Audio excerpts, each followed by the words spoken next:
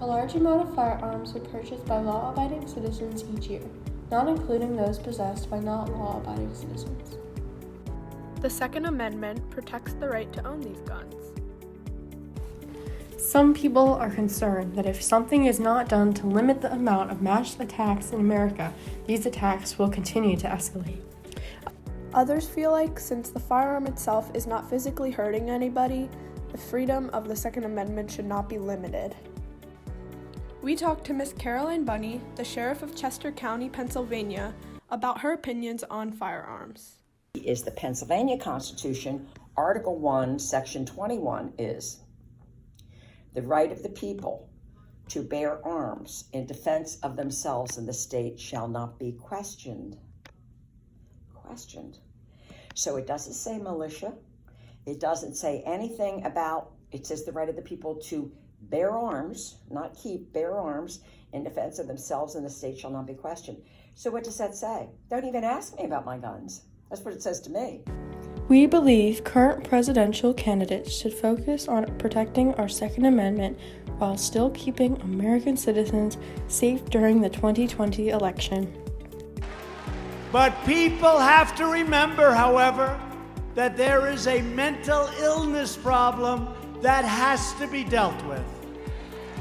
It's not the gun that pulls the trigger, it's the person holding the gun.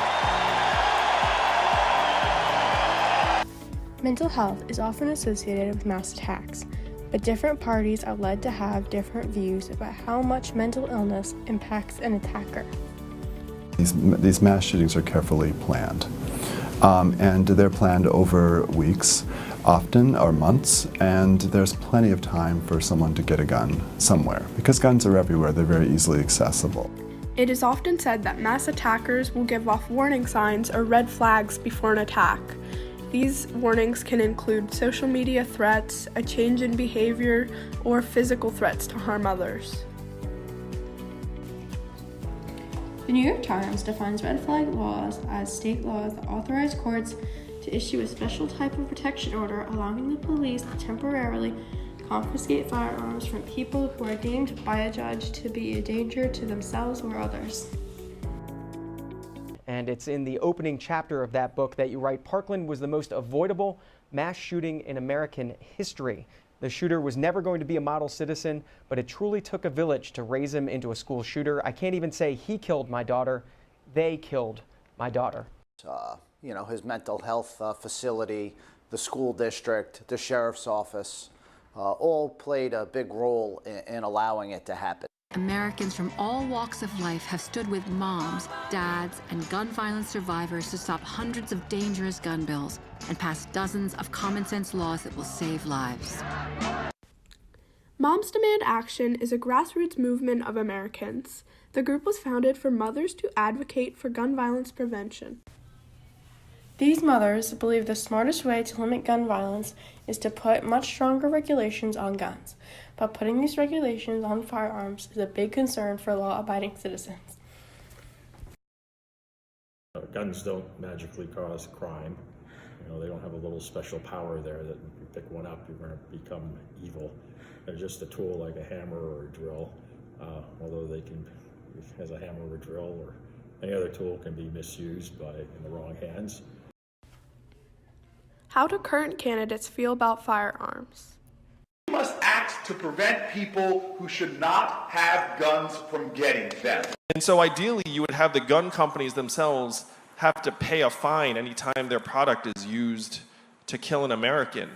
I believe then and I believe now that we should ban the sale and distribution, and I believe that if you own an assault weapon, that weapon should be licensed.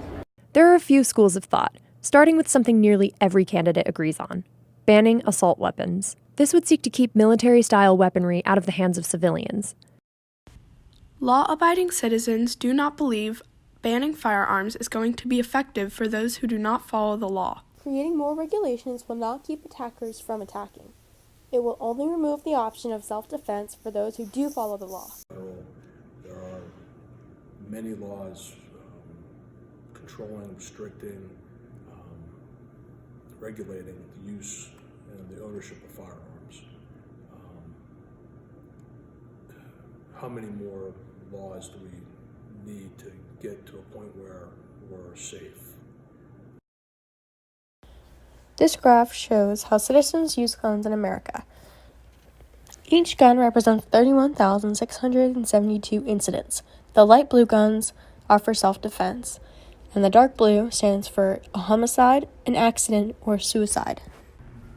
In our opinion, firearms are a constitutional right that should not be taken away. However, a solution does need to be found to prevent the number of mass attacks. The gun debate seems to be never ending. We hope 2020 candidates will focus on finding an even ground where citizens will be safe even if guns are not regulated.